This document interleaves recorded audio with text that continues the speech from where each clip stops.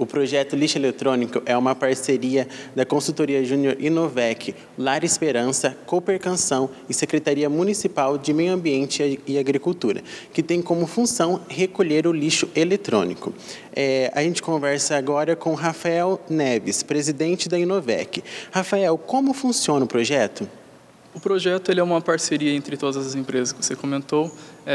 Estamos buscando fazer a coleta do lixo eletrônico e esse material que puder ser reaproveitado, a gente quer estar levando isso para as crianças do Lar Esperança para estar fazendo atividades e estar explicando para elas o que é os conceitos de eletrônica, estar mostrando para elas como esses materiais podem estar sendo reaproveitados.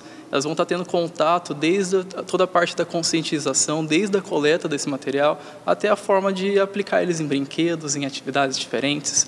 Isso com certeza vai estar sendo muito importante para nós, alunos de engenharia, que vamos estar podendo compartilhar nosso conhecimento, até mesmo para as crianças, que elas vão estar podendo adquirir esse conhecimento e estar levando essa conscientização para as suas casas. E quais materiais estão sendo recolhidos?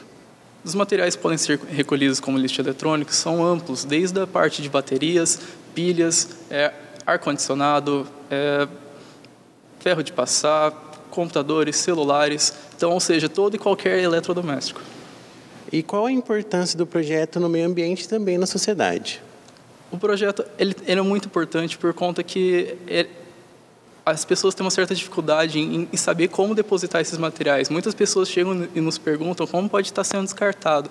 Então, a gente busca levar isso a melhorar a sustentabilidade, tá definindo esses materiais para um fim já bem correto, seguro e sustentável. E quais são os postos de arrecadação aqui dentro da instituição e o prazo também que está sendo arrecadado? Os materiais vão estar sendo coletados aqui na entrada do Bloco 7 e do Bloco 8 aqui no nosso campus.